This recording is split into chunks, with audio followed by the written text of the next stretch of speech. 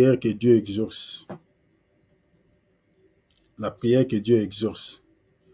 Parce que est-ce que toute prière, Dieu l'exauce? Dieu exauce toute prière? Ou il y a des prières que Dieu exauce et des prières que Dieu n'exauce pas? Donc, j'aimerais compléter notre frère. Il y a des prières que Dieu exauce et des prières que Dieu n'exauce pas. Maintenant, par exemple, il y a un texte qui dit Dieu n'exauce pas un pécheur. La Bible dit Dieu n'exauce pas la prière d'un pécheur. Quelqu'un qui demeure déjà dans les péchés en gros, Dieu n'exauce pas sa prière. Parce que ce qui est entré d'empêcher Dieu d'exaucer la prière de cette personne, c'est d'abord son état de péché. Vous voyez mon frère Junior? Ouais. Voilà. C'est son état de péché qui l'empêche que Dieu puisse pouvoir quoi? L'exaucer. Alors, lisons d'abord Jean chapitre 9, verset 31. Si tu peux lire pour nous, bien-aimé Junior. D'accord. Jean 9, 31. Oui.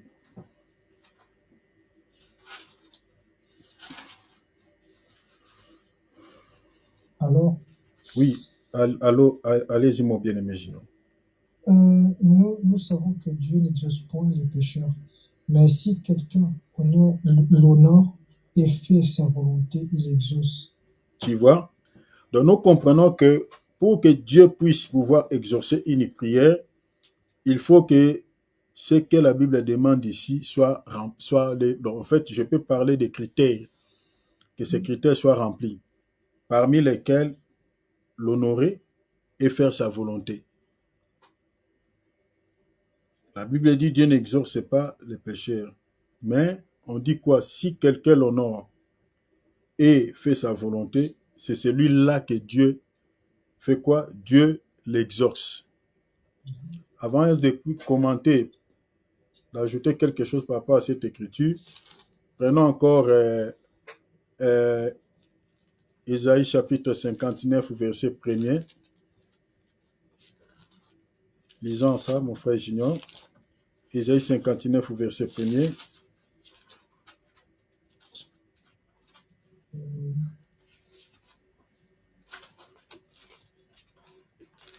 Isaïe 59. Exactement.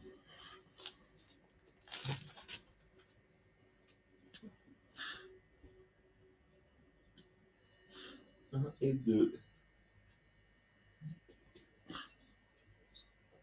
Mais non, non, la main de l'Éternel n'est pas trop courte pour sauver, ni son oreille trop dure pour entendre.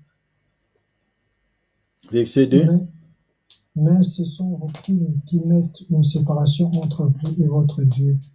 Ce sont vos péchés qui vous cachent sa face et l'empêchent de vous écouter. Tu vois? Ce sont vos crimes, ce sont vos péchés qui vous cachent quoi? Sa face. Et fait quoi? Et l'empêche de vous écouter. En fait, Dieu, sa main n'est pas courte pour faire quoi? Pour sauver. Ni son oreille trop dure pour entendre. Mais qu'est-ce qui fait que sa main devienne courte? Qu'est-ce qui fait que son oreille devienne dure pour nous écouter? La Bible dit il y a quelque chose qui l'empêche. Et la chose qui l'empêche pour pouvoir nous écouter, la chose qui l'empêche pour pouvoir nous exaucer, c'est quoi? C'est les péchés. La Bible dit, ce sont vos péchés qui vous cachent sa face. Vous pouvez compléter cette écriture. Quand on dit vous cache sa face, la face de Dieu dans la Bible, c'est la gloire de Dieu. Voir la face de Dieu, c'est la gloire de Dieu. Je suis dans 2 Corinthiens, chapitre 6, verset, je crois, 4. La gloire de Dieu, la face de Dieu, c'est la gloire de Dieu.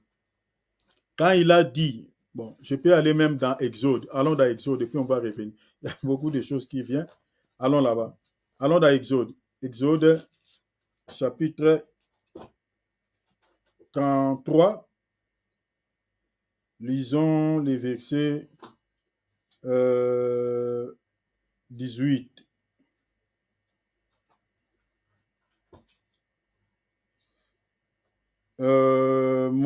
Lisons les versets 33 et chapitre 33. Lis les versets. Les versets combien?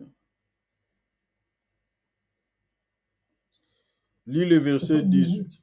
Lis les versets 18 et puis bon, le verset 18 jusqu'au verset 20. Je dis que la face de Dieu, c'est la gloire de Dieu.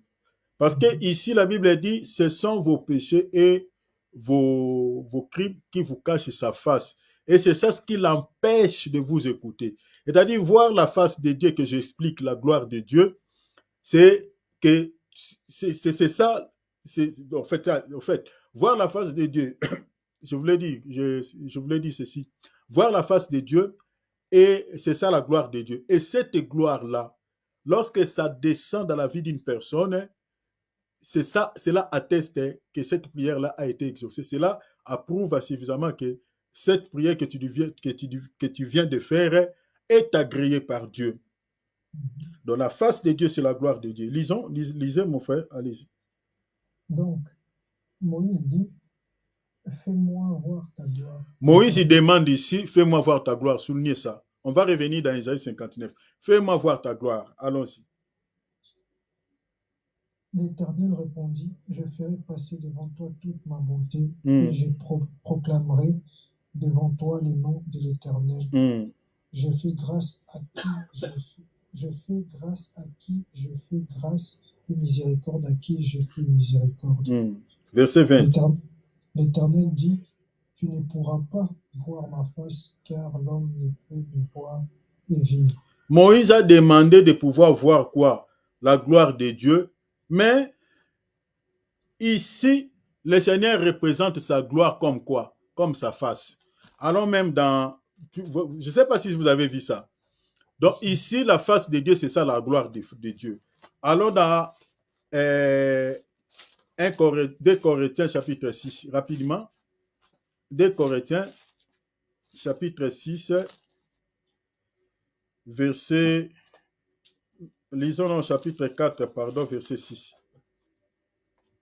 Corrigé, chapitre 4, verset 6.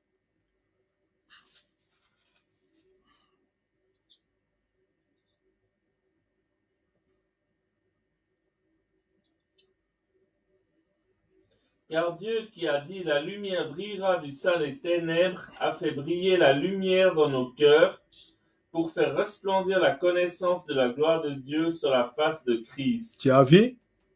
Donc, la gloire de Dieu représente sa face. La face de Dieu égale la gloire. Vous comprenez? C'est ça, Exode chapitre 33, 18 à 20. Donc, vous comprenez la gloire. Or, quand nous sommes privés de la face de Dieu, quand on ne voit pas le visage de Dieu, quand on ne voit pas la face de Dieu, donc, c'est qu'il y a le péché en nous. Parce que Dieu cache sa face à son peuple lorsqu'il y a les péchés. Le peuple de Dieu ne peut pas voir la face de Dieu lorsqu'il y a l'iniquité, lorsqu'il y a les péchés. Or, voir la face de Dieu, c'est ça, voir la gloire de Dieu. Et cette gloire-là, c'est ça ce qui descendait dans les tabernacles. Vous voyez, quand le peuple voyait la gloire de Dieu descendre dans les tabernacles, il était dans la réjouissance. Ah, le Père est là. C'est comme on disait à Lingala, Papa yé nzalesili. Donc le Père est venu, il n'y aura plus faim. Vous voyez, c'est ça la gloire de Dieu. Lorsqu'il descend, donc nos problèmes sont résolus. Mais à quel moment nous sommes privés de cette gloire? Nous sommes privés de cette gloire du moment où il y a les péchés en nous. Lisons Romains chapitre 3. Regardez. Romains chapitre 3, verset 23. Rapidement, soyons rapides. Romains 3, 23, rapidement.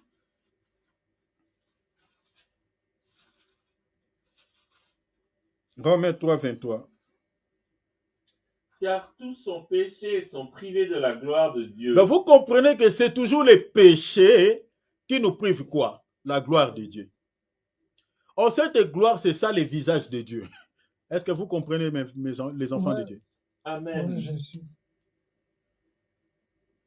Donc, la gloire de Dieu, c'est sa face. Mais qu'est-ce qui nous... C'est pour cela. On dit que il faut demander toujours de marcher dans la crainte de nom du Seigneur. Vraiment, avec la chair, ce n'est pas évident, mais il faut s'efforcer. Il faut s'efforcer. Voilà, puis donc, avant toute chose, si on a quelque chose à se reprocher, demandez pardon à Dieu. Donc, il faut demander pardon à Dieu et ne plus demeurer dans cette vie de péché. Ne continuez plus à vivre dans cette vie parce que la Bible dit quoi? Ne vous conformez pas à la convoitise d'autrefois quand vous étiez encore dans l'ignorance. Voyez? Maintenant, la Bible dit comme celui qui vous a appelé est saint. Vous aussi marchez saint dans toute votre conduite car votre Père est saint. C'est-à-dire le Seigneur nous appelle dans une vie de sainteté. Parce que si vous voulez se séparer avec Dieu, demeurez seulement dans les péchés. Tu seras loin de Dieu. C'est ça l'histoire des fils prodigues et son père. Ce qui avait poussé cet enfant de s'éloigner de son père, c'est la vie de péché.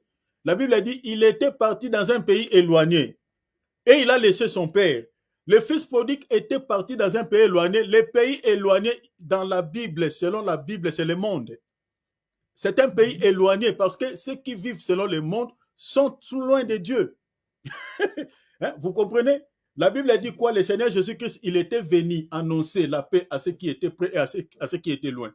Quand la Bible dit ceux qui étaient près et ceux qui étaient loin, je suis dans Éphésiens chapitre 2, verset 17. Ceux qui étaient près, c'est-à-dire Dieu était avec l'Israël.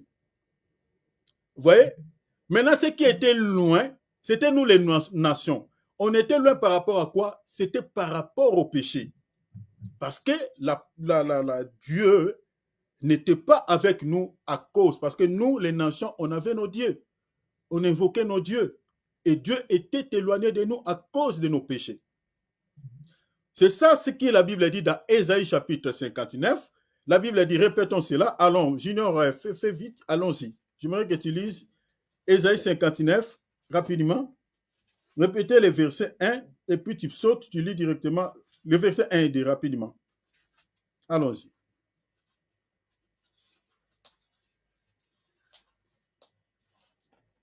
Tu as la Bible électronique?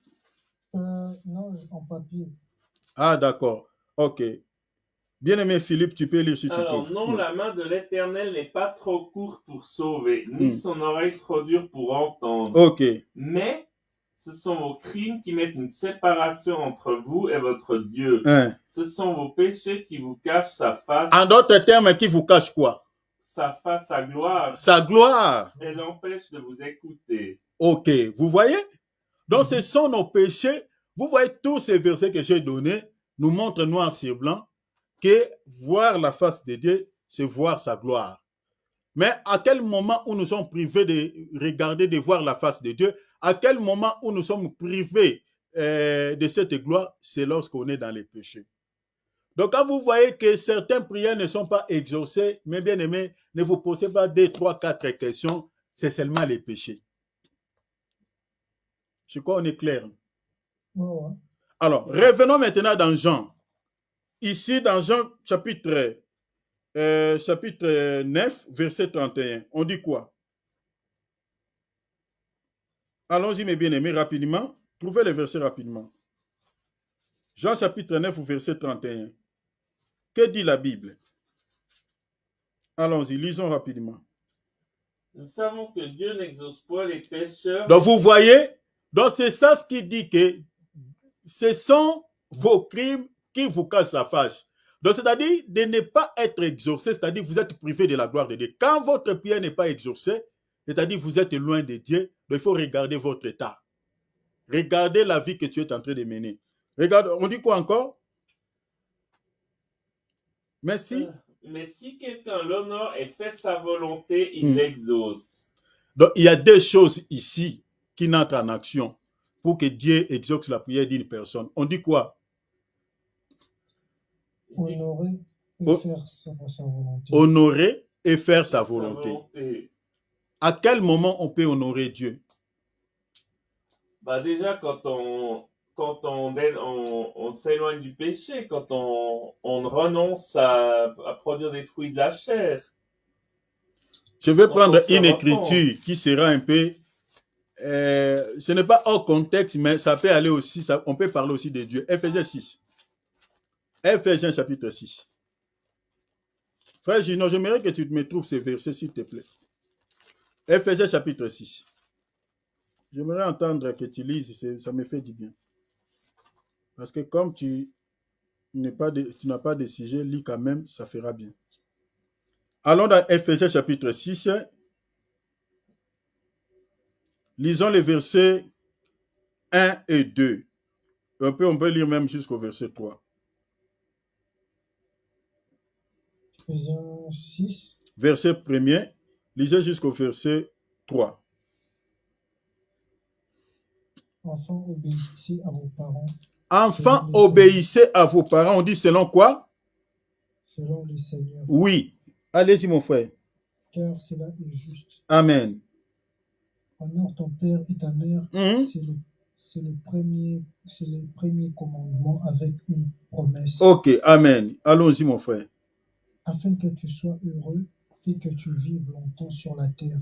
Donc, ces versets, quand vous voyez que les enfants aujourd'hui, notre génération, les jeunes mères avant, hein, nous sommes en train de précéder nos parents. C'est à cause de non-respect à la parole de Dieu. Ça, c'est d'abord vraiment une vérité. S'il y a beaucoup, c'est de notre génération, mais avant, nous laissons, au lieu d'enterrer nos parents, nos parents nous enterrent, c'est parce qu'on ne respecte pas ce que dit la Bible. Même si ton père est sorcier, même si ton père ou ta mère, je ne sais pas, il est qui ou elle est qui, donc toi, tu ne peux qu'accomplir la parole de Dieu. La Bible dit honorer, afin que tu vives longtemps. Vous allez voir qu'on dit quoi? Honorer, mais obéir, si ton père est sorcier, là, il y aura un petit problème. Parce qu'il dit bien, selon le Seigneur. Attends, je suis en train d'aller. Je n'ai pas encore fini. Hein. On dit, enfants, obéissez à vos parents selon le Seigneur. Voilà. Ici, on dit, obéissez à vos parents selon le Seigneur. Quand on dit obéir à vos parents selon le Seigneur, cela ne veut pas dire que ton père soit seulement dans le Seigneur. Non. Ce n'est pas dans ce sens-là, il faut comprendre les versets. Les versets disent que cette obéissance que vous devez à vos parents, c'est une recommandation du Seigneur. C'est ça le sens du verset. Il ne faut pas tordre de l'essence. On dit obéissez à vos parents, virgule. On dit selon le Seigneur, car cela est juste. Regardez le verset 2. La Bible dit quoi? Honore ton père et ta mère. La Bible dit c'est le premier commandement. C'est ça selon le Seigneur. Une promesse. Et une promesse. Que ton père soit chrétien ou pas, le fait que vous êtes en train de lui obéir, vous êtes en train d'accomplir l'un des commandements du Seigneur. Où est-ce que l'apôtre Paul il a eu ça où? C'est dans les 10 commandements Exode 20. Voilà. Mais ce que je veux dire, c'est si ton père il n'est pas chrétien et qu'il t'oblige à faire quelque chose qui est un péché, qui est contraire à la parole de Dieu, là il y a un problème. Non, on ne dit pas que ton père, s'il veut te dire que entre dans... Non, ce n'est pas ça. L'obéissance ici, on est en train de dire aux enfants de ne pas, quand on dit, c'est-à-dire c'est un devoir qu'un enfant doit, au fait, un devoir qu'un enfant doit, au fait, rendre, en fait, doit rendre à son parent. Ses parents. Ou à ses parents. Donc, ici, il est question de le respecter, au fait. C'est ça le sens du verset. Ah ouais. C'est comme on dit, femmes, soyez soumises à vos maris. Mais si vous regardez cette soumission, selon l'encyclopédie, cette soumission, ça n'a pas de sens. La soumission, c'est, vous voyez, c'est-à-dire, c'est comme un esclave, vous allez traiter votre femme alors. Ouais. Mais ce n'est pas ça, au fait, la soumission dont la Bible parle. Ce n'est que le respect que la femme doit, au fait, manifester vis-à-vis de son mari. Et ce respect-là est lié à l'amour. C'est-à-dire l'amour que la femme doit manifester à son mari. C'est ça la soumission. Parce que déjà, même si on ne parle pas de la notion d'une femme, même de la notion du mariage d'une femme ou d'un mari, mais même entre les amis, si tu aimes ton ami, tu seras même soumis à ce qu'il dit. Ah bah oui. Vous voyez? Donc, c'est-à-dire, quand ton ami te demande un service, tu peux lui rendre un service comme un serviteur. Par amour. Par amour, oui. Par amour, mais ce que je veux dire, c'est que... Attends, je termine ma pensée. Hein? Vous allez dire. C'est-à-dire, tu vas lui rendre ses services, au fait, par amour. Donc, c'est-à-dire, tu te soumets à sa parole. En fait, dans le domaine des mariages, par exemple, Dieu pour établir l'ordre. Parce que s'il n'y a pas cet ordre, les gens vont vivre comme des animaux. Amen. Donc, il faut quand même dans le monde auquel nous vivons, dans toutes les organisations, les organismes, il y a toujours quand même une tête. Même Dieu n'est pas égal à tout le monde. Vous ne pouvez pas être égal à lui. Satan a osé de le faire. Dieu l'a précipité, il dit petit, ça ne peut pas se faire. C'est moi qui ai le chef. Donc, s'il n'y a pas un chef qui dirige une organisation, ou cet organisme-là, les gens vont se comporter, tout le monde va se comporter comme des chefs et il y aura des désordres. Maintenant, le mariage, c'est une institution. Dans chaque institution, même dans nos pays, dans l'ensemble des institutions qui gouvernent, qui nous dirigent dans nos pays, il y a quand même des têtes au sommet. Ben oui. C'est juste à cet ordre-là. Maintenant, ça c'était une parenthèse, j'ouvre, je referme. Mais ici, quand on dit obéissez, vous devez le respect à vos parents. C'est ça l'essence de cette obéissance. Ah, de ce sens, oui, le respect. Mais ce que je veux dire, c'est quand on dit obéissez et que ton père il te dit voilà, va vendre de la drogue. Non, ce n'est pas ça. C'est que là, c'est pas ça. Non, c'est pas ça. Qu'il dit bien, Paul, il dit selon le Seigneur. Obéissez à vos parents selon le Seigneur par rapport parce que c'est un commandement. Voilà. C'est un commandement. Et là, c'est-à-dire, je dis que si vos parents, même s'ils ne connaissent pas Dieu, cette écriture, vous pouvez aussi l'appliquer. Mais, il y a quand même une petite nuance aussi aux enfants chrétiens qui ont des parents païens. Par rapport à ce que toi tu dis, on peut les classer, on peut maintenant expliquer cela en deuxième position ou dans la deuxième dimension. Que maintenant, parce qu'il faut expliquer à quel moment tu dois obéir à ce que tes parents te demandent et à quel moment que tu peux, par exemple, ne pas faire ce que tes parents demandent. Parce que c'est le verset 4 maintenant qui nous donne un petit détail. Tu peux lire ça, mon frère Philippe. Et vous, pères, n'irritez pas vos enfants, mais élevez-les en les corrigeant et en les instruisant selon le Seigneur. Alors, les parents aussi doivent élever leurs enfants selon le Seigneur. C'est-à-dire, tout ce que les parents vont demander à leurs enfants, si vous voulez que vos enfants vous obéissent, vous ne devez pas leur imposer des choses qui n'ont rien à voir avec la sainteté, avec le Seigneur. C'est-à-dire, vous devez les aider, vous devez les corriger, vous devez les élever selon le Seigneur. Si un père, par exemple, ou un parent demande à son enfant de s'intégrer dans la sorcellerie ou de pouvoir vendre de la drogue, est-ce que ça, c'est selon le Seigneur? Vous élevez vos enfants. Non. Ouais. Donc, tout est dans la Bible, frère. Exactement. Donc, la Bible a dit que les parents aussi ont quand même une part de responsabilité. Comment est-ce qu'ils vont aider leurs enfants à pouvoir les respecter ou obéir à ce qu'ils disent? Donc, les parents doivent élever leurs enfants selon quoi? Selon le Seigneur. Un parent qui est dans les péchés, qui vit dans le mal, qui vit, qui veut par exemple pousser son enfant dans des bêtises, dans des choses un peu bidons, cet enfant-là ne peut pas. Parce que si l'enfant regarde, est-ce que c'est que mon parent dit? Est-ce qu'il respecte d'abord Éphésiens 6:4? Est-ce que ce qu'il me dit là, c'est selon le Seigneur? Si cela ne se conforme pas dans la parole de Dieu, l'enfant ne peut que rejeter, il ne pêche pas. Parce qu'ils ont aussi une part de responsabilité. Je ne sais pas si je me fais comprendre, frère Junior. Ah ben oui. Oui, si. Parce que c'est le verset 4 qui dit. Donc en fait, il y a quand même Dieu, c'est un Dieu, notre Dieu est très sage. Il est intelligent, il est équilibré.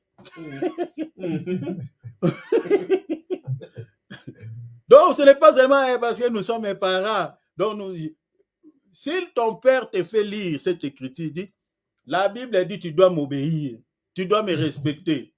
Mais toi aussi, tu dois lui montrer Éphésiens 6, 4. Tu dis, la Bible aussi te donne une part de responsabilité de pouvoir m'élever selon le Seigneur. Mais ce que toi, tu me dis là, ce n'est pas selon la Bible, papa. Ah ouais. Ce n'est pas selon le Seigneur. C'est pour cela, si on est né, si nous avons des parents chrétiens, je crois que c'est une bonne chose, hein, parce qu'ils vont toujours nous encadrer, nous aider, hein, c'est-à-dire nous élever selon le Seigneur. Ça, c'est magnifique. Bon, ça, c'était une parenthèse que je referme. Maintenant, ici, on dit honore ton père et ta mère. Maintenant, revenons dans notre passage. La Bible dit quoi? C'est-à-dire honorer le parent ici, c'est-à-dire c'est obéir. Je ne sais pas si vous avez vu ça. Donc, honorer ton père et ta mère, c'est ça l'obéissance dont la Bible parle dans Éphésiens 6, 1. Enfants, obéissez à vos parents. C'est-à-dire, si vous obéissez à vos parents, donc, en d'autres termes, vous êtes en train de les honorer. Donc, vous comprenez qu'un enfant qui n'honore pas ses parents, c'est un enfant désobéissant, un enfant indocile. Vous voyez? Un enfant qui ne respecte pas ses parents. Alors, revenons ici. Notre père à nous tous, notre maman à nous tous, c'est qui? C'est Dieu. Amen. Parce que nous sommes les fruits de ses entrailles. Alléluia. Nous sommes sortis du Père. Regardez ici, dans le verset 31, on dit quoi? Celui qui, si quelqu'un l'honore et fait sa volonté. Donc, vous comprenez que honorer Dieu veut dire tout simplement quoi? Bien-aimé Junior. Honorer Dieu veut dire obéir. Obéir. À sa parole. Obéir seulement à sa parole. Mettre sa parole en pratique. Mais maintenant, quand quelqu'un marche en contre de sa parole, qu'est-ce qu'on peut dire à une telle personne? Désobéir. C'est quelqu'un qui n'obéit pas à Dieu. Vous comprenez? C'est quelqu'un qui n'obéit pas à Dieu. Or, quand on n'obéit pas à Dieu, en d'autres termes, on ne fait pas aussi sa volonté. Maintenant, ici, on dit obéir. Alors, on dit, et celui qui fait sa volonté. Faire la volonté de Dieu, c'est quoi? Comment peut-on faire la volonté de Dieu? Parce qu'une prière que Dieu exauce, c'est une prière faite selon la volonté de Dieu. Allons dans 1 Jean. 1 Jean. Bien aimé Junior, allons dans l'épître de Jean. Trouvez-moi ce passage, s'il te plaît, mon frère. 1 Jean chapitre... Non, ce n'est pas 1 Jean, c'est 2 Jean. Allons dans 2 Jean. 2 Jean chapitre 2. 2 Jean n'a que... 2 Jean 2 Jean, oui, c'est 2 Jean. C'est qu'un seul chapitre. Oui, lisons le verset 18, s'il vous plaît. Il n'y a pas de verset 18. Non, ça va jusqu'au verset 13. Attends, je retrouve ça. Lisons... Non, je me suis trompé. Allons dans 1 Jean, c'est 1 Jean. 1 Jean chapitre 5, verset 14. Lisons le verset 14 et 15.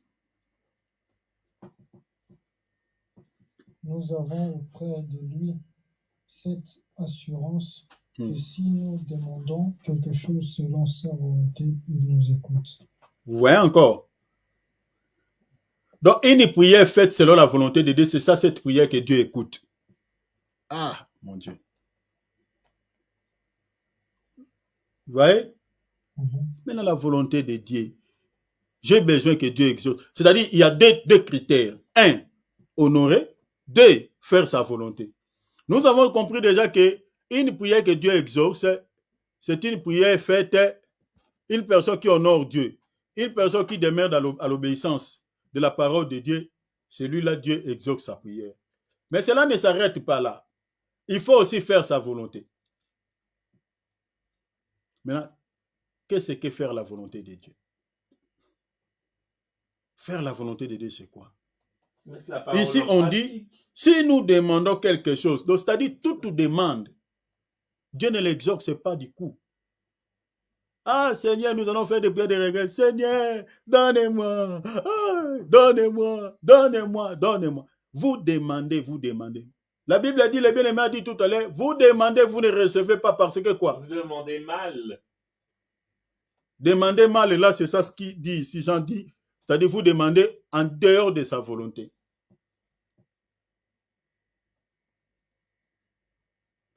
Je complète encore. Matthieu chapitre 5.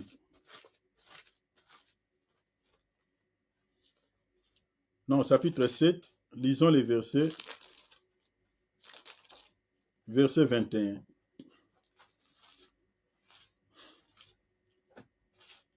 Ceux qui me disent Seigneur, Seigneur n'entreront pas tous dans le royaume des cieux. Ah! Mais celui-là seul qui fait la volonté de mon Père qui est dans les cieux.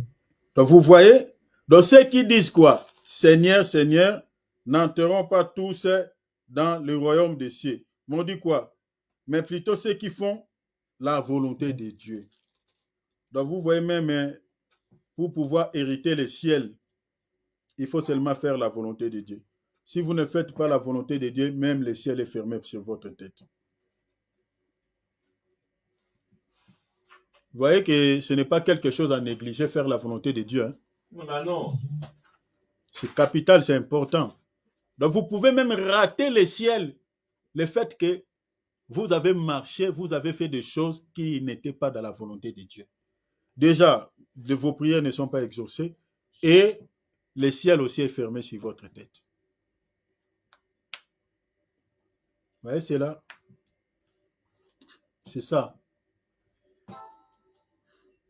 Lisons Jean 6. Nous cherchons maintenant comment faire la volonté de Dieu. Jean chapitre 6, verset. Lisons à partir du verset 36 au verset 40.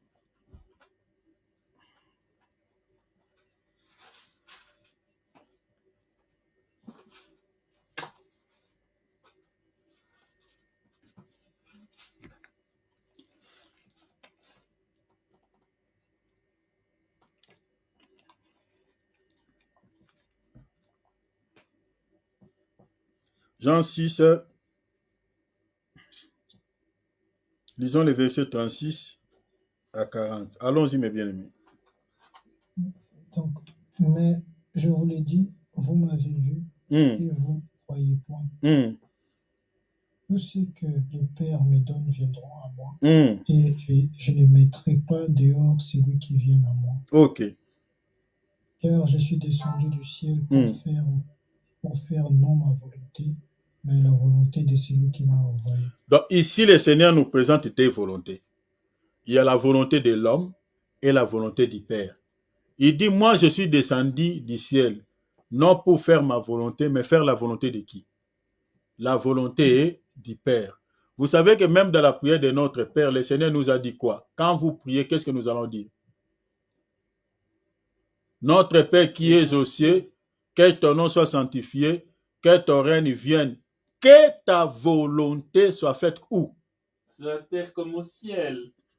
C'est-à-dire, ce qui doit se faire sur la terre doit être semblable à ce qui se fait dans le ciel. C'est-à-dire que ta volonté soit faite sur la terre comme au ciel. C'est-à-dire, même dans le ciel, ce qui se passe là-bas, c'est la volonté de Dieu. Sur la terre, la volonté de Dieu. C'est-à-dire, l'homme ne peut pas faire des choses parce que sa tête est en train de les dicter. Mais l'homme doit faire ce que c'est la volonté de Dieu. Et le Seigneur dit ici, moi je suis venu non faire ma volonté, mais la volonté du Père. Cette volonté du Père, c'était quoi? Continuez. Or, la volonté de celui qui m'a envoyé, c'est que je ne perde rien de tout ce qu'il m'a donné, mais que je le ressuscite au dernier jour. Donc, quand le Père a envoyé le Fils, il dit, la mission que je te confie, regarde mon petit, va, tout ce que je t'ai donné, ne perds aucun, mais que tu leur donnes la vie, c'est-à-dire le jour de la résurrection, que tous soient quoi? Ressuscités. Continuez. La volonté de mon Père, c'est que quiconque voit le Fils et croit en lui ait la vie éternelle. La volonté du Père, c'est quoi? Que les gens croient au Fils et qu'ils reçoivent quoi? La vie éternelle. Et on dit quoi? Et je le ressusciterai au dernier jour. Donc, quand le Seigneur Jésus-Christ était venu sur la terre, n'était pas venu pour accorder les gens les mariages, pour accorder les gens les richesses terrestres. Sa mission était de faire la volonté de Dieu. Et cette volonté de Dieu n'était pas de 3, 4 choses. Donner la vie éternelle aux gens. Point barre. Point barre. C'est pour cela, même en Israël, l'Israël était sous l'emprise des Romains. Il était dans la captivité des Romains, mais le Seigneur ne les a pas délivrés de la captivité des Romains. L'Israël voulait un Messie qui devait réaliser des choses quant à la chair. Jésus a réalisé quelques miracles pour pouvoir leur attester que je suis Dieu, je suis le Créateur, je suis le Fils de Dieu.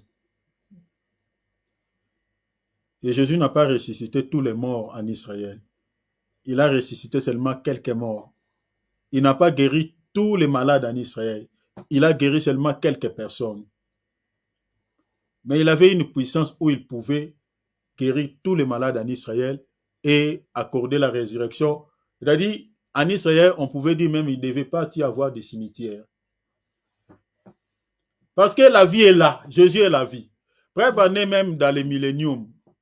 On ne connaîtra plus la mort parce qu'on vit avec la vie. Ah, avec des corps glorieux.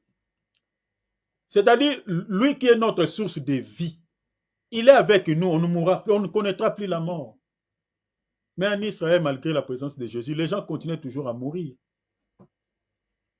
Il n'était pas venu accorder la vie quant à la chair, mais la vie quant à l'esprit. Amen. Amen. Quant à l'esprit, c'est ça ce que l'Israël ne voyait pas.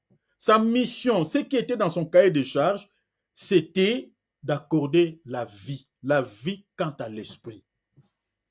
Mais l'Israël voulait un Messie qui pouvait créer des choses, au fait, réaliser des choses quant à la chair, faire des miracles. C'est pour cela que vous voyez dans Jean 6, quand il a réalisé le miracle des pains, ceux qui avaient mangé du pain, c'était les gens de la foule. Bien que ses disciples avaient aussi mangé, mais la majorité de ceux qui étaient attirés par les miracles de Jésus, c'était les gens de la foule. Et ils suivaient Jésus. Ce n'était pas pour avoir la vie éternelle. Hein. C'était pour dire, regardez, lisons quand même Jean 6, hein, toujours dans Jean 6. Regardez, lisons Jean chapitre 6, lisons les versets, on va sauter ça et là. Lisons les versets 14, Jean 6, 14, rapidement, gagnons du temps. Regarde. C'est Jean. Lisons d'abord les versets 11. Allons dans les versets 11. Jésus prit le pain, rendit grâce et le distribua à ceux qui étaient assis. Et il leur donna des mêmes de poissons autant qu'ils en voulurent. Voilà, verset 12. Lorsqu'ils furent rassasiés, il dit à ses disciples de ramasser les morceaux qui restent afin que rien ne se perde. Donc, les gens ont mangé du pain. Ils étaient tellement rassasiés au point qu'il y avait la nourriture qui était restée. Alors, sautons. Lisons le verset 14 d'abord, et puis on va sauter. C'est Jean, verset 14.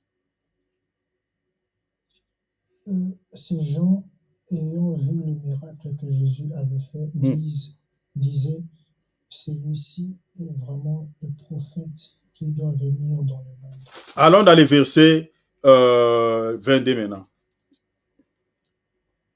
La foule qui était restée de l'autre côté de la mer avait remarqué qu'il ne se trouvait là qu'une seule barque et que Jésus n'était pas monté dans cette barque avec ses disciples, mais qu'il était parti seul. Allons dans les versets 24. Les gens de la foule, ayant vu que ni Jésus ni ses disciples n'étaient là, montèrent eux-mêmes dans ces barques et allèrent à Capernaum à la recherche de Jésus. Ces gens, pourquoi ils sont entrés dans... Pourquoi ils sont allés à la recherche de Jésus? Si vous lisez la Bible, vous allez comprendre la suite. Hein. Les seigneurs, c'est pour ça qu'il faut comprendre que les églises qui sont remplies de gens, les églises qui réalisent beaucoup de miracles, je ne dis pas tous, mais il y a quand même quelques exceptions. c'est-à-dire les églises qui haranguent beaucoup de gens. Si vous regardez, la majorité des gens qui fréquentent ces assemblées, ils suivent seulement les miracles, des prodiges, des signes qui sont réalisés peut-être dans cette église. Mais vous allez voir que la vie de Dieu peut-être n'est pas. Bref année, vous allez voir certains chrétiens qui ont fait des temps et des temps dans certaines assemblées. Si tu leur poses des questions, par exemple, donnez-moi même 4 versets que toi tu as maîtrisés dans la Bible, dans la tête. Il n'a pas. Il n'a pas. 4 versets que toi tu peux réciter dans la tête comme ça. Il n'a pas. Mais c'est quelqu'un peut-être, vous allez voir que ce sont des chrétiens qui prient beaucoup, mais qui n'ont aucune connaissance. Regardez ici, pourquoi ces gens sont allés à la recherche de Jésus. Jésus lui-même va nous donner la réponse. Pourquoi il les recherche? Allons dans le verset 25. Regardez ces menteurs, regarde. Verset 25. Et l'ayant vu Jésus, allez là-bas mon frère. Et l'ayant trouvé au-delà de la mer, ils lui dirent, Rabbi, quand es-tu venu ici? Oh, Rabbi! Hein? Vous voyez comme on dit en lingala, matolo. Hein? Oh, Rabbi, quand tu es venu ici? En d'autres termes, nous sommes en train de te chercher, mais tu es parti sans nous prévenir. Vous comprenez? Regarde maintenant la réponse de Jésus, verset 26. Jésus leur répondit, en vérité, je vous l'ai dit, vous me cherchez, non parce que vous avez vu des miracles, mais parce que vous avez mangé du pain et que vous avez été rassasiés. Rassasiés. Verset 27 maintenant, le Seigneur leur dit quoi? Travaillez non pour la nourriture qui périt, mais pour celle qui subsiste pour la vie éternelle. Ok. Pour subsiste la vie éternelle, ok, on dit? Et que le Fils de l'homme vous donnera, car c'est lui que le Père, que Dieu a marqué de son sceau. Mais cette nourriture qui subsiste et qui donne la vie éternelle, c'était quoi? Parce que Jésus dit, travaillez non pour la nourriture, quoi? Qui périt, mais plutôt pour la nourriture, pour celle qui subsiste pour la vie éternelle. C'est une nourriture, parce que ici, ils ont mangé du pain physique. Ils étaient tellement rassasiés. Ils sont allés maintenant à la recherche de Jésus. C'était le lendemain. Il dit, oh, ils se sont renseignés dans les parages. Mais où est parti ce grand prophète qui avait réalisé tant de miracles hier ici? On a mangé ici, il y avait les poissons en abondance, et voilà, de pain en abondance. Mais où est parti ce prophète? Ils se sont renseignés dans les villages à côté. On dit, oh non, ils sont partis à Capernaum. Et même ils ont pris des barques. Ils sont allés à la recherche de Jésus. Mais pourquoi ils cherchent Jésus? Ils cherchent Jésus pour la nourriture physique. C'est pour cela ici Jésus leur dit, mais vous me cherchez juste pour manger la nourriture physique. C'est ça aujourd'hui ce qu'on voit dans certains ensembles, au fait, le comportement de certains chrétiens. Beaucoup ne cherchent pas Jésus pour la vie éternelle. Beaucoup cherchent Jésus pour quoi? Peut-être pour le matériel, le travail, le mariage, la maternité, l'argent, la guérison physique. C'est pour tout ce qui tourne tout autour de la chair. Oui, le Seigneur avait ressuscité Lazare, mais Lazare n'était-il pas mort après? Il était mort encore. Ben oui. Jésus avait guéri beaucoup de malades en Israël. La femme a perdu du sang. Cette femme-là, après cette guérison, n'était-elle pas tombée malade plus tard? Sûrement. C'est-à-dire, c'est pour cela, même la résurrection, même si aujourd'hui Dieu nous donne la puissance de ressusciter les morts, c'est-à-dire, cette résurrection ou cette résurrection n'est qu'éphémère. Ce n'est pas la vraie résurrection. Même si aujourd'hui Dieu te guérit quant à la chair, du sida, du coronavirus, cette guérison-là n'est qu'éphémère, ce n'est pas la vraie guérison. La vraie guérison, c'est lorsque quelqu'un quitte le péché, vous voyez ça? Quitte la vie des péchés et qu'il commence à marcher dans une vie de sainteté. Ah, ça c'est la vraie guérison, c'est la vraie délivrance. C'est pour cela que Jésus, quelque part, lorsque la femme pécheresse, elle est venue pleurer aux pieds de Jésus. Elle pleurait, elle était en train de pleurer pour ses péchés. Il y avait les pharisiens à côté qui disaient, il dit Seigneur, il dit mais, il disait si celui-ci il était un prophète vraiment, allez quand même connaître l'état d'âme de cette femme. Comment il peut permettre à cette femme pécheresse puisse toucher ses pieds, voilà, ne sachant pas son état. Jésus était dit, connaissant leurs pensées, Jésus dit, je ne suis pas venu pour ceux qui sont en bonne santé, ceux qui sont en bonne santé, mais pour ceux qui sont malades. Ceux qui sont malades dont Jésus parle, c'est ceux qui sont dans les péchés, c'est-à-dire l'état de cette femme. Voilà, cette femme que vous appelez pécheresse, c'est elle qui est malade. Je suis venu pour eux. En fait, les vrais malades, c'est ceux qui sont dans les péchés. Vous allez voir quelqu'un qui a un gros ventre comme ça, en bonne santé, avec des groumettes, avec des bijoux. S'il est dans les péchés, c'est un maladie. Selon Dieu, c'est un maladif.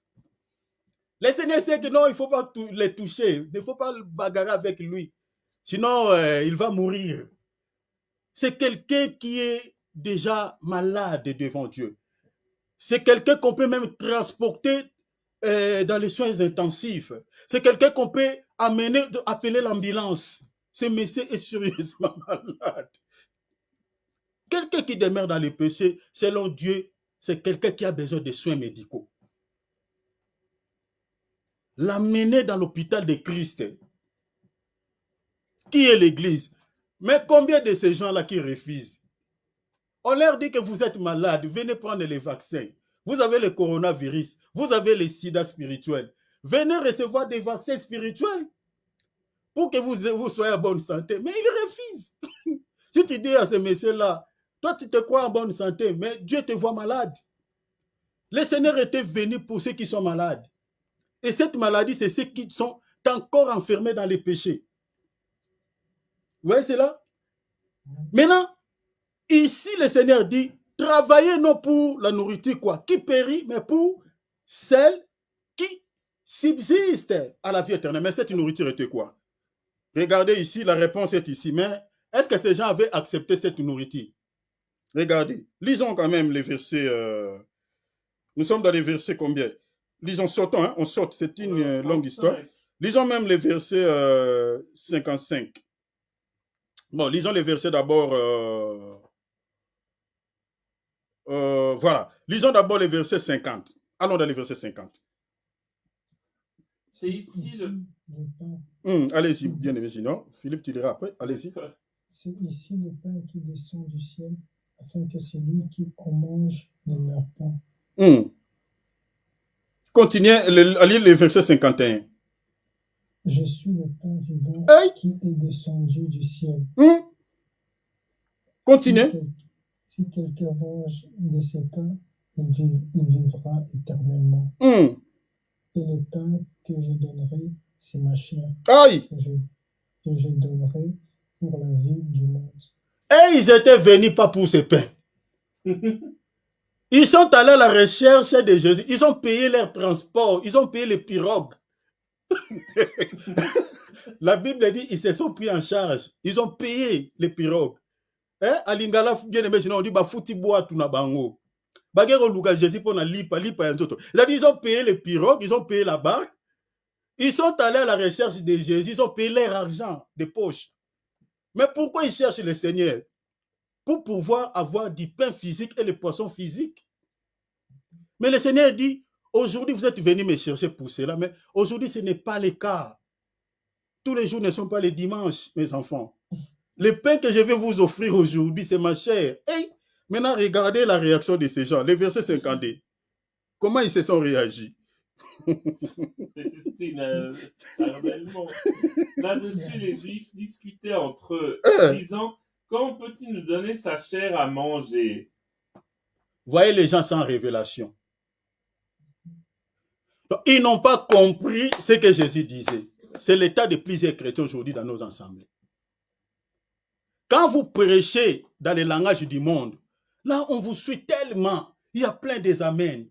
Parce que ça caresse au sens du poil. Je suis en train de dire à quelqu'un, cette année, tu ne mourras pas comme ça. Tu auras un bon mariage. Je dis à quelqu'un, tu auras un bon travail. Je dis à quelqu'un, tu vas voyager, tu vas faire des voyages. Là, tu verras, il y a des amens parce que ça touche la chair. c'est le langage du monde. C'est pour cela, le diable, sachant, connaissant cela, il a envoyé plusieurs faux prophètes dans le monde. Il ne prêche qu'avec le langage du monde et non le langage du ciel. Or, que dit la Bible dans Colossiens chapitre 3, verset 1er jusqu'au verset 3? Affectionnez-vous aux choses d'en haut et non à celles qui sont sur la terre. Parce que si un prédicateur prêche avec le langage terrestre, les gens n'auront pas la vie. Les gens resteront. Et un prophète, un serviteur qui prêche avec le langage charnel, c'est un ennemi de la croix de Christ. Ça, bon, disons cela, c'est une parenthèse que j'ouvre, mais je vais refermer. Allons dans Philippiens, rapidement, allons-y. Philippiens, allons dans Philippiens, pardon. Philippiens chapitre, je dis qu'un serviteur de Dieu qui prêche avec le langage terrestre, c'est-à-dire qu'il ne prêche que les choses de la terre, c'est un ennemi de la croix de Jésus. Donc, c'est-à-dire l'œuvre que Jésus a accomplie à la croix, lui, il est ennemi, il est contre ça. Parce que vous ne prêchez pas les messages qui guérissent l'âme, qui touchent l'âme des gens. Tu ne prêches qu'aux gens les choses de ce monde, c'est-à-dire tu es l'antichrist en d'autres termes. Tu es un antichrist. Ce n'est pas moi, c'est la Bible. Lisons Philippiens. Lisons Philippiens, chapitre 3, verset 18. Allons-y dans Philippiens. Philippiens, chapitre 3, verset 18. Allez-y, mon frère. Si celui qui trouve, il peut lire. Car il en est plusieurs qui marchent en ennemis de la croix. Hey, on dit quoi? Il en est quoi? Plusieurs qui marchent en ennemi de l'ennemi de Christ. Pourquoi sont ennemis de la croix de Christ? On dit plusieurs, pas peu. Plusieurs. Donc, c'est-à-dire, tel que nous sommes là dans le monde, il y en a tellement ceux qui sont ennemis de la croix. En d'autres termes, ils sont des antéchrists ou des antéchrists. Pourquoi sont ennemis de la croix de Christ? Continuez, mon frère. Leur fin sera la perdition. Je vous en ai souvent, tu as sauté cette partie. Je vous en ai souvent parlé et j'en parle maintenant encore en pleurant. Déjà à ce temps-là, l'apôtre Paul pleurait parce que ces gens véhiculaient un message qui marchait, dans ce message-là, qui ne sauvait pas. C'était un message qui renversait au fait la croix de Christ sans dessus-dessous.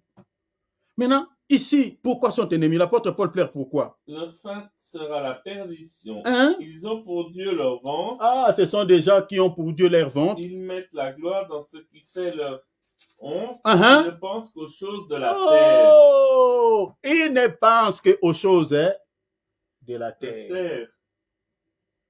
Donc, ici, revenons maintenant dans Jean 6. Donc, ces gens ici veulent quoi? Veulent les choses de la terre. Mais s'ils sont en face d'un Jésus qui leur donne que les choses de la terre, toi, tu penses que ces gens peuvent murmurer ici? Ici, dans le verset 50, on dit, ils murmurent, hein, ils disputaient entre eux. Il dit, comment ce monsieur, il dit qu'il va nous donner sa chair, que nous mangions la chair humaine. Mais on va les taxer directement, c'est un sorcier.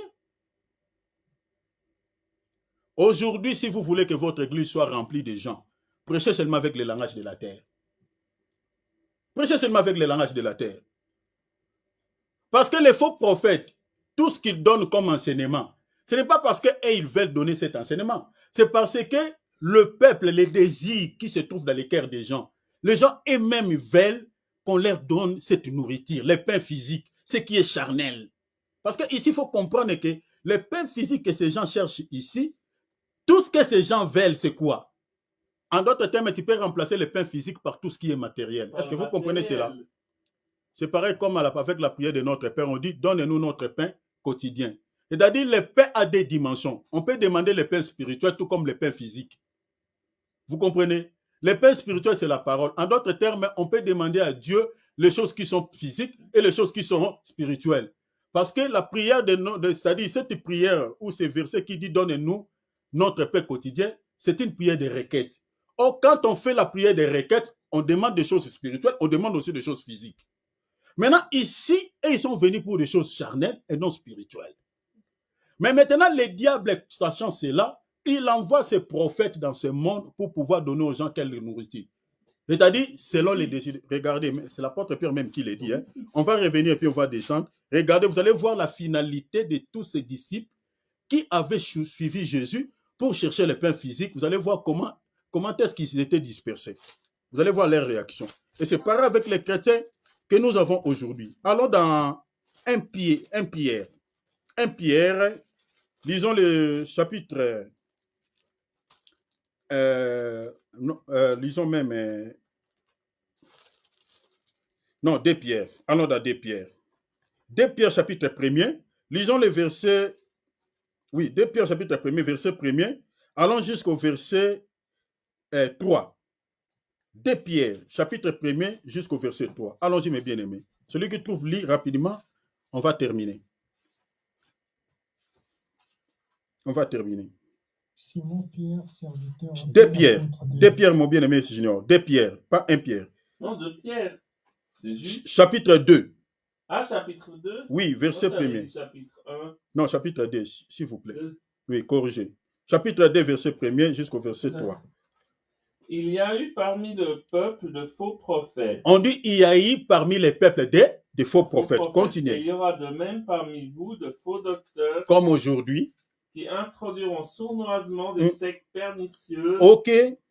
Et qui, reniant le maître qui les a rachetés, attireront sur eux une ruine soudaine. Donc ce verset est en relation avec Philippiens chapitre 3, verset 18 à 19. Continuez, on dit quoi? Plusieurs les suivront. On dit plusieurs les suivront. C'est pareil avec ces gens, il y a les gens de la foule. Donc plusieurs là remplacés, ça égale les gens de la foule. Ils vont suivre ces gens. Pourquoi ils vont les suivre? Allons-y. Et la voix de la vérité sera calomniée à cause d'eux. La voix de la vérité sera calomniée à cause d'eux. Pourquoi la voix de la vérité sera calomniée? À cause de ces gens qui sont en train de suivre les faux prophètes. Continuez. Par cupidité, ils vous exploiteront au moyen de paroles trompeuses. Eux que menace depuis longtemps la condamnation et dont la ruine ne sommeille point. Ok. Attends, je cherche les versets. Attends, je crois, c'est dans Timothée. Hein? C'est dans Timothée, je crois. Mais c'est le même verset qui sont en relation. Prenons Timothée. 2 Timothée, je crois. 2 Timothée. Alors là-bas, c'est bien expliqué. C'est la même pensée. Hein? L'apôtre Paul et Pierre. C'est 2 Timothée. Voilà, 2 Timothée chapitre 4, lisons les versets seulement 4. Hein? Lisons seulement les versets 4. 2 Timothée chapitre 4. Ce verset est en relation avec ce que je vous ai donné là. 2 Timothée chapitre 4. Voilà, on dit quoi? Car il viendra, chapitre 4, verset 3. Car il viendra un temps où les hommes ne supporteront pas la saine doctrine, mais ayant la démangeaison d'entendre des choses agréables. Ok.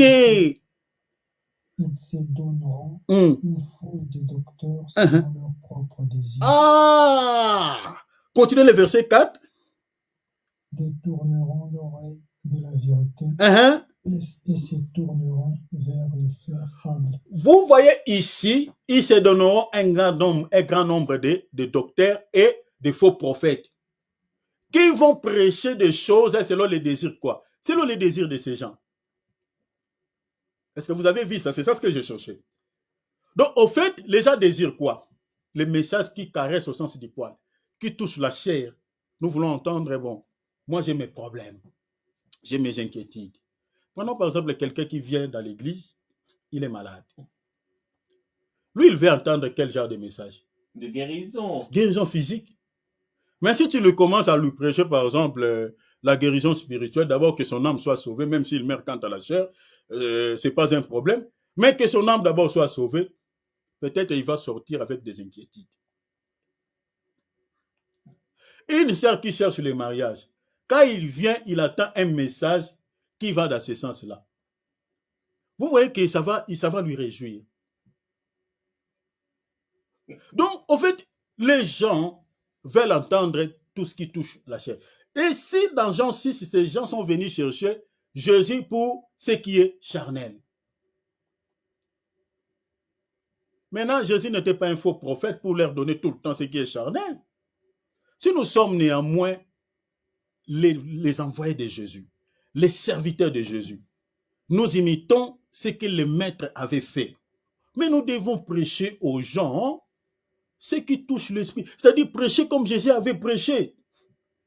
Oui, on peut donner aussi ce qui est physique, mais pas tout le temps. Comme font les serviteurs, certains serviteurs de Dieu aujourd'hui. Qui ne prêche jamais la repentance? Qui ne prêche jamais le retour de Christ? Qui ne prêche jamais l'enlèvement? Qui ne prêche jamais l'enfer? Il ne prêche jamais. Ces messages sont enterrés. Il ne prêche que les choses de la terre. Non, le Seigneur avait quand même l'équilibre. Il avait donné ce qui était physique. À un certain moment, il dit non, aujourd'hui, ce n'est plus question du pain physique. Il a récupéré les mêmes personnes qui avaient mangé le pain physique, qui avaient l'habitude de manger le pain physique. Il dit aujourd'hui, c'est le pain spirituel. Ils étaient nombreux. Maintenant, ici, ça leur inquiète. Il dit, au lieu qu'ils puissent demander à Jésus, Seigneur, toi, tu nous dis qu'il faut manger ta chair. Voilà. Bon, quelle est cette chair dont toi, tu nous parles là? C'est ta chair là. Demandez quand même. Ils n'ont même pas posé la question parce que leurs intentions, c'était déjà dans autre chose. Directement, ils ont récupéré ce langage-là. Ils l'ont transformé alors que Jésus ne parlait pas de sa chair physique. Mais regardez les réactions. C'est pour cela que quand quelqu'un déjà a de mauvaises intentions dans son cœur, il a déjà de mauvaises pensées, il a déjà ses pensées à lui. Même si tu dis quelque chose, c'est-à-dire si tu commets juste une erreur, ou tu dis quelque chose qui ne va pas dans son sens, il va directement réagir dans le mauvais sens. C'est ça la réaction de ces gens. Parce qu'ils n'étaient pas venus pour entendre ce que Jésus disait là. Non. Et ils avaient ses pensées à eux. Si Jésus disait, bon, qui a 2 pains ici? Qui a 3 pains? Qui a quelques poissons? Ah, là vous devrez entendre quoi? Les cris au milieu de la foule. Ouais, un grand prophète, prophète, comme aujourd'hui, prophète, tu es de Dieu. Alingala, Osaya Nzambe, tu es de Dieu. Oyezambe. Osaya Nzambe.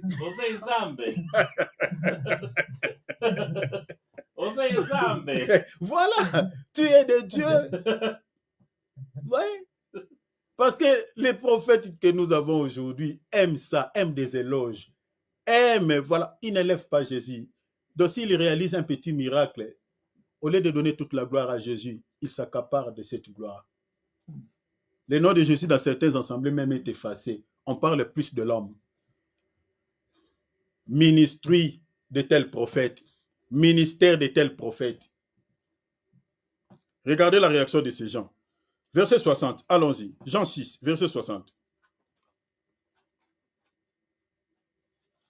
Verset 60.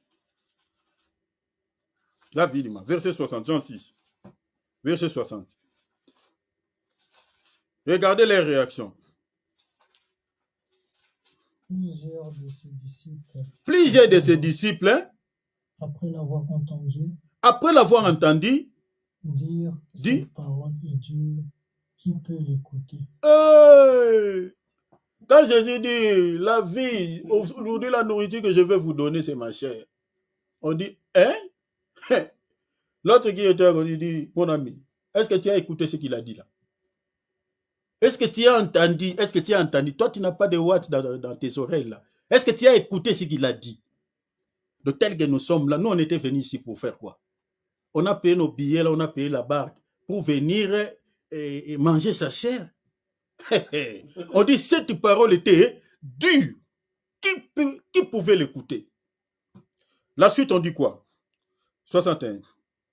Jésus, sachant en lui-même que ses disciples murmuraient à ce sujet, leur dit, cela vous scandalise-t-il? Et si vous voyez le Fils de l'homme monter où? Saute directement, prends le verset 63. Jésus donne quelques petites explications par rapport à ce qu'il avait dit. 63. C'est l'esprit qui vérifie. La chair, la chair ne sert de rien. Parole que je vous ai dit, sont esprit et vie. Jésus dit, vous savez, les paroles que je vous ai dit tout à l'heure là, si vous voulez avoir la vie éternelle, il faut manger ma chair. Cette parole-là est esprit et vie. Est esprit et vie. La chair ne sert à rien. Donc ces gens étaient tellement charnels. Vous savez, les hommes charnels ne comprennent pas le langage spirituel. Ils tordent toujours les sens. Et les serviteurs de Dieu qui parlent plus, qui utilisent plus le langage spirituel pour prêcher, les gens ne les écoutent pas souvent. Ils ont pas des gens vraiment pour pouvoir l'écouter. Les gens écoutent plus ceux qui ont un langage quoi? Charnel. Et ceux qui sont charnels, quand tu emploies un langage spirituel, Jésus dit ici, la chair ne sert à rien. Vous êtes venus pour le pain physique, ça ne sert à rien. Mais si vous écoutez, vous mettez en pratique ce que je vous ai dit là, vous avez la vie. Mais malgré Jésus, il a donné des explications, les a expliquées, mais les réactions étaient quoi? De se débarrasser de lui. Verset 64. Mais il en est parmi vous quelques-uns qui ne croient point. Hum. Car Jésus savait dès le commencement qui étaient ceux qui ne Sautez, croient prends directement 66. Dès ce moment, plusieurs de ses disciples se retirèrent et Aïe. n'allèrent plus avec lui. Tu vois? Tous ils ont taillé. Et d'ici, c'était pour entendre ce qu'il dit là. Moi, je ne peux plus le suivre. Là-bas, on l'a loué. Grand prophète, il a fait des choses. Oh, c'était un piège. Nous a amenés ici pour nous dire des bobards. Nous dire n'importe quoi. Tous ils se sont retirés. Les hommes de Dieu qui aiment le foule, qui aiment ou soit la foule, qui aiment haranguer de grandes foules, ces genres des hommes de Dieu ne peuvent pas prêcher dans un langage spirituel. Pourquoi? Tout simplement parce que ils savent. Vous savez, dans certaines églises, hein, si vous êtes invité, serviteur de Dieu, pour prêcher la parole, on vous met même les balustrades. Hein. On vous dit que, attention, l'homme de Dieu avec les sujets auxquels tu vas prêcher, en tout cas, il ne faut pas prêcher ça, il ne faut pas prêcher ça. C'est-à-dire, on vous met déjà en garde. Ne touche pas trop au péché, ne touche pas trop à ça. À la sanctification. Sinon, mon église va vider. Ils savent. Et les églises où on prêche trop, on martèle plus sur les péchés, sur la sainteté, sur la sanctification, où on utilise plus le langage de l'esprit, il n'y a pas beaucoup de gens. Vérifiez même sur Internet. Là où les thèmes sont toujours les thèmes où on parle toujours sur les choses charnelles. Vous allez voir, c'est là où il y a beaucoup de vues. C'est là où les gens suivent beaucoup. Regardez, nous, on sommes en ligne là. Combien suivent? Donc, c'est ça, le monde auquel. Donc, cela ne nous inquiète pas. Jésus aussi, c'était pareil à son temps. Les gens voulaient ce qui était quoi? Charnel. Ce qui était spirituel, ça ne leur intéressait pas. Et ils ont tous taillé. Jésus, ça ne leur avait pas inquiété. Jésus est resté avec les 12. C'est pour dire ceci. Je prends tous ces exemples pour dire ceci. La volonté de Dieu que Jésus était venu faire, c'était accorder la vie. Vous comprenez? Accorder la vie aux gens, au monde. C'est ça ce qu'on a lu tout à l'heure dans Jean chapitre combien? 6, versets 39 à 40. Que les gens reçoivent la vie éternelle. Vous voyez? Jésus n'était pas venu pour accorder aux gens tout ce qui était charnel. Donc vous comprenez déjà par rapport au langage du Seigneur ici, dans Jean chapitre 6, versets 39 à 40, vous allez comprendre que même quand bien même Jésus réalisait des guérisons miracles, multipliait des pains, faisait tout ça là, ce n'était pas ça ce qui était sur son cahier de charges. Non. Ce n'était pas ça. En fait, ce qui était dans son cahier de charges, c'était quoi? C'est-à-dire de faire la volonté de Dieu. Et cette volonté du Père, c'était quoi? D'accorder la vie éternelle aux gens. Alors, revenons maintenant à notre sujet. Une prière qui est exaucée. La Bible dit quoi? Dieu n'exauce pas les pécheurs, mais si quelqu'un l'honore et fait sa volonté, c'est celui-là que Dieu exauce sa prière. Nous avons compris que honorer Dieu, c'est-à-dire obéir à sa parole. Mais maintenant, faire la volonté de Dieu, c'est quoi? Faire la volonté de Dieu, c'est-à-dire chaque chrétien a reçu une mission. D'abord, 1, de sauver sa vie. 2, et de sauver aussi les autres. Parce que c'est ça ce que Jésus dit. Parce que nous sommes les disciples de Jésus, non? Un disciple accompli, la Bible dit, sera comme son maître. On ne crée pas d'autre chose. Nous ne marchons que sur les traces du Seigneur. Parce que celui qui s'écarte, l'apôtre Paul dit, je suis imitateur de Christ. Soyez aussi mes imitateurs. C'est-à-dire, si tu es imitateur de Paul, en d'autres termes, tu es imitateur du coup de Jésus. On imite que ce que Jésus a fait. Et tous tels que nous sommes là, nous ne faisons que ce que Jésus a fait. L'objectif du Seigneur, c'était quoi? La vie éternelle, point barre. C'est-à-dire, chaque chrétien doit savoir que j'ai une volonté, c'est-à-dire, je dois accomplir la volonté du Père dans ma vie. Et cette volonté, c'est d'abord que ma vie soit sauvée. Non seulement que ma vie soit sauvée, mais la vie aussi des autres soit sauvée. Je clôture par cette écriture. Allons dans 2 Corinthiens. Rapidement, mon frère Junior, 2 Corinthiens, on va terminer ici. 2 Corinthiens, chapitre 5, verset 17. Rapidement, chapitre 5, verset 17. On va lire jusqu'au verset 18. 2 Corinthiens, chapitre 5, verset 17 à 18. Regardez ce qu'il dit l'écriture ici. 17 à 18. Exactement, mon frère. Si quelqu'un est en Christ, si quelqu'un est en Christ, il est une nouvelle créature. Les choses anciennes sont passées. Les choses anciennes sont passées, c'est-à-dire les péchés, tout ça, c'est passé. Voici toutes choses sont devenues nouvelles. Ah, toutes choses sont devenues nouvelles, c'est-à-dire, si tu étais voleur, toutes choses sont devenues nouvelles, c'est-à-dire, on ne peut plus te trouver dans des vols. Si tu étais dans l'impudicité, on ne peut plus te voir. Vous comprenez? C'est-à-dire, la vie chrétienne, quand quelqu'un est en Christ, sa vie ancienne, son ancienne vie, et la vie qu'il est en train de vivre après avoir connu le Seigneur dans sa vie, il faut qu'il y ait quand même un changement. C'est-à-dire, ta vie avant et ta vie après avoir reçu Christ dans ta vie, il faut qu'il y ait un changement. S'il n'y a pas, aujourd'hui, malheureusement, on n'a pas de ce genre de chrétiens. Vous voyez quelqu'un qui était mal-bouche dans le monde, il est dans le Seigneur, il donne toujours des mots, c'est-à-dire, il parle toujours mal aux gens. Il y a des gens comme ça. Il était têtu dans le monde, dans le Seigneur, il est toujours têtu. Impoli dans le monde, oh, toi, c'est pour cela dans l'église, dans nos assemblées locales là, nous avons des ivrés, plein des ivrés. Ce n'est pas un critique, mais c'est quelque chose qui est réel. Je suis de l'église, je connais ce que je parle. Il y a plein des ivrés, des inconvertis. Il n'y a aucun changement sa vie avant de connaître Christ et sa vie après avoir connu Christ. Si quelqu'un est en Christ, il faut qu'il y ait un changement. Changement, avant et après. Tu portes des mini-jupes, toi, sœur, avant de connaître Christ. Tu es dans le Seigneur, tu continues à nous amener toujours des mini-jupes. Oh, c'est que toi, tu as une mission, tu es venu pour accomplir une mission au sein de l'ensemble ou quoi? Faire tomber les frères, déconcentrer les frères dans la présence de Dieu ou quoi?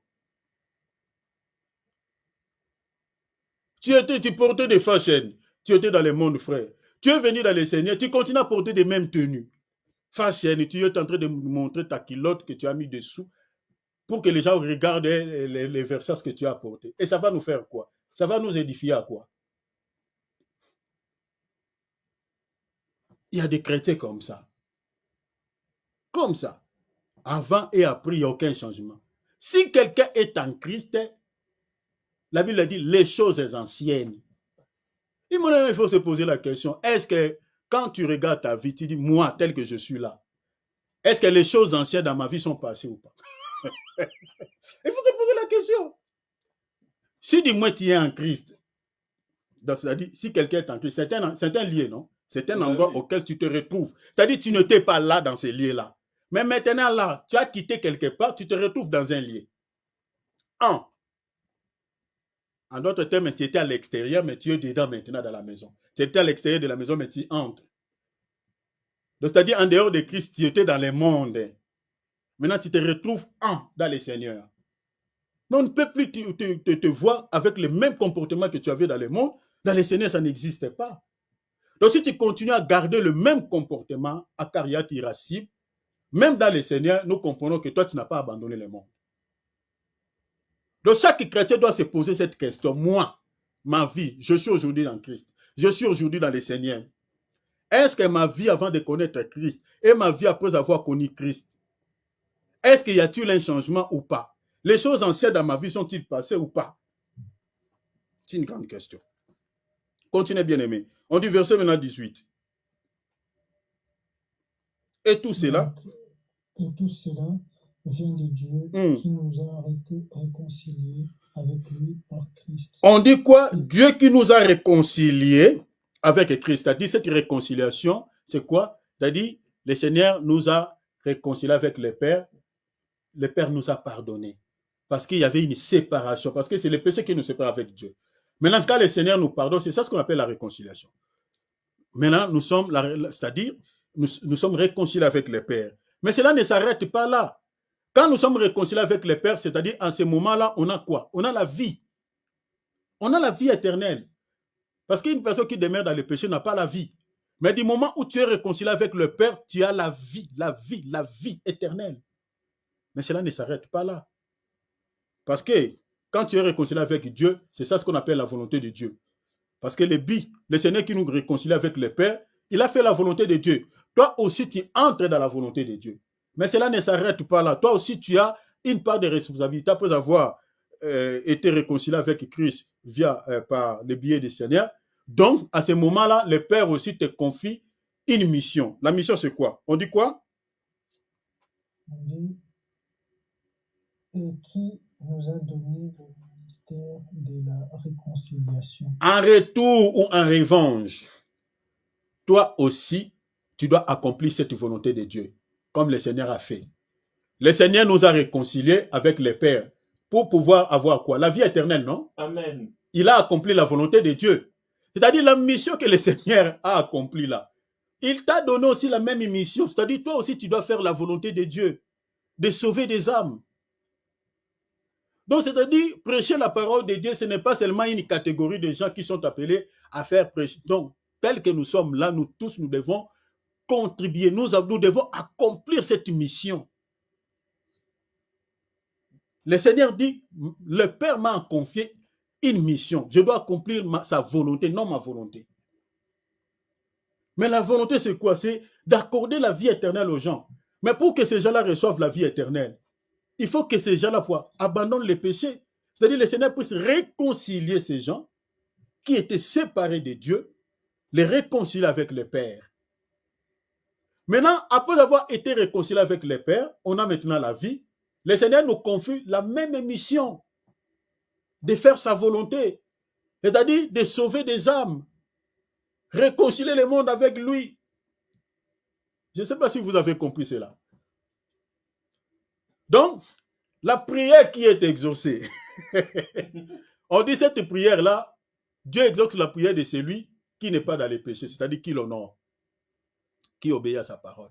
Mais celui qui fait aussi sa volonté. Donc faire la volonté de Dieu, c'est d'abord que ta vie soit sauvée. Parce que c'est ça, ta vie soit sauvée. Et deuxième des choses, est que toi aussi, après avoir été sauvé, sauver aussi des gens, les autres. Est-ce que vous avez compris cela, cher enfant de Dieu? Oui. C'est clair, bien-aimé Junior, bien-aimé Philippe? Oui, c'est clair. Donc, voilà un peu, on s'arrête ici. On a consommé énormément de temps. Donc, Dieu nous bénisse. Amen. C'était juste pour compléter ce que le bien-aimé Philippe a dit. Donc, soyez tous abondamment bénis. Amen. Dieu te bénisse aussi, mon frère. Amen, mon bien-aimé Philippe. Amen, mon bien-aimé Junior. Voilà, nous allons clôturer par ici. Donc, nous allons dire merci à Jésus qui a permis que nous puissions partager sa parole aujourd'hui.